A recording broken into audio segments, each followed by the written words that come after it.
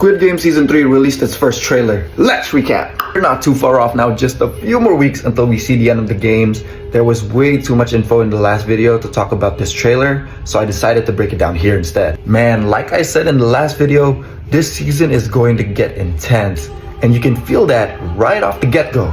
Trailer opens up with that shot we see of Gi-hun in the maze, and immediately cuts to the game we see teased at the end of Season 2 with the giant dolls. We get a much better look at this game this time around in this trailer, and by the looks of things, it's a version of red light and green light, but with jump ropes. The idea of the game seems to mostly remain the same. Players have to get from one point to another. But now with the catch being, when the light turns red, players don't just stand still, but they have to do jump ropes. And on this narrow bridge no less, that doesn't seem that easy. Seems like a lot of people are gonna die from this game, and the trailer gives a good idea of that.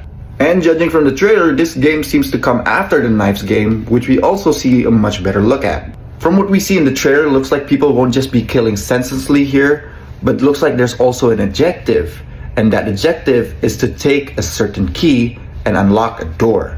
There seems to also be some trapdoors here also, so it looks like this game might not be that easy. And from the looks of things, it's gonna get intense because there's gonna be a lot of betrayals here. Trailer gives us a couple more shots of the characters here. It's confirmed now that Junho has re-entered the island. Looks like he might go in disguise amongst the VIPs again, who we also see in the trailer, and they're looking at the voting system. Very odd. From what I remember, I think they only watched the games, never the voting system.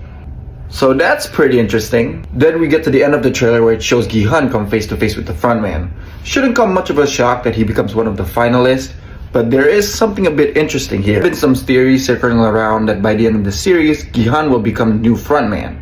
And with the dialogue given by the frontman here, also seeing the look in Gi-hun's face, it's looking like that theory might actually come through. And don't forget, one time Lee Jong-jae, the actor of Song Ji-hoon, he was asked this question, and he said, "Do you become the new frontman?" That's the rumor. And are you now in charge of the games?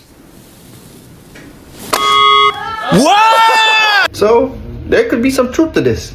This is going to be a pretty interesting season. I can't wait to see what happens.